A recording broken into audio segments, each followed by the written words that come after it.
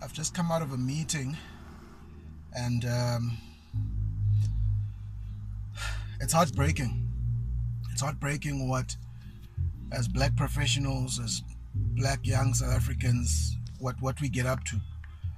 You know, had a conversation about the protection and the creation of wealth, and it comes out now even more. Uguti, what's happening is that we think we have arrived when we walk around with black cards.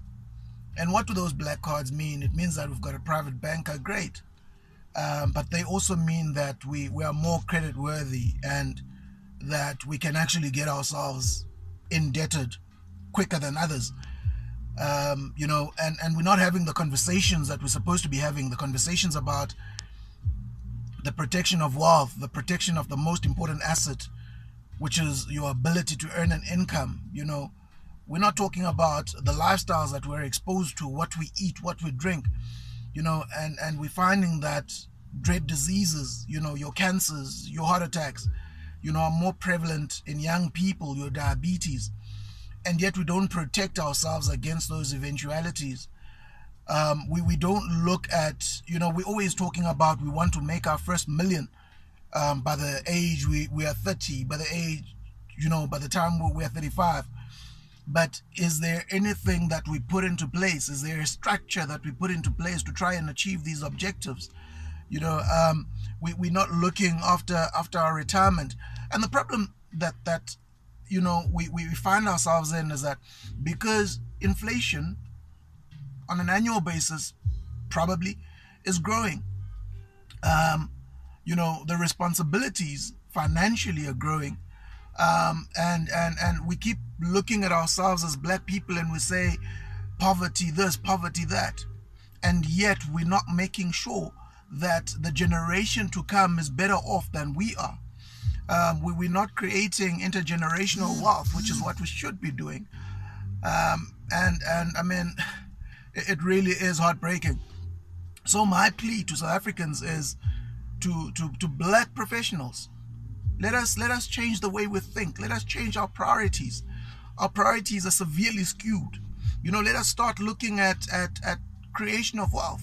Let us start protecting our wealth. Let us start making provision for retirement. And when we've got on our side the time, the compounding effect of interest, and we're not utilizing that, and we just continue to go out,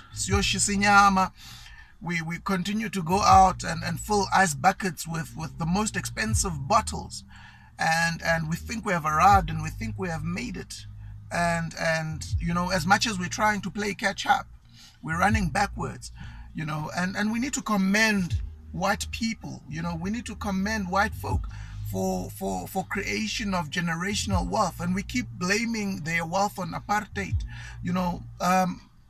but what have they done right? It is to create generational wealth, to make sure that the next generation is taken care of. And this is what we need to be doing, so that 30, 40 years down the line, when we are going into retirement, we can actually say, what? We've really made an impact and we've made a change. I was talking to my father about when a black family loses somebody, when there's death in the family, yes, we cry, but are we crying because of the loss, or are we crying because of the impact of that loss? Because 10, 15 people get impacted, and yet we continue to live our lives the way we have been.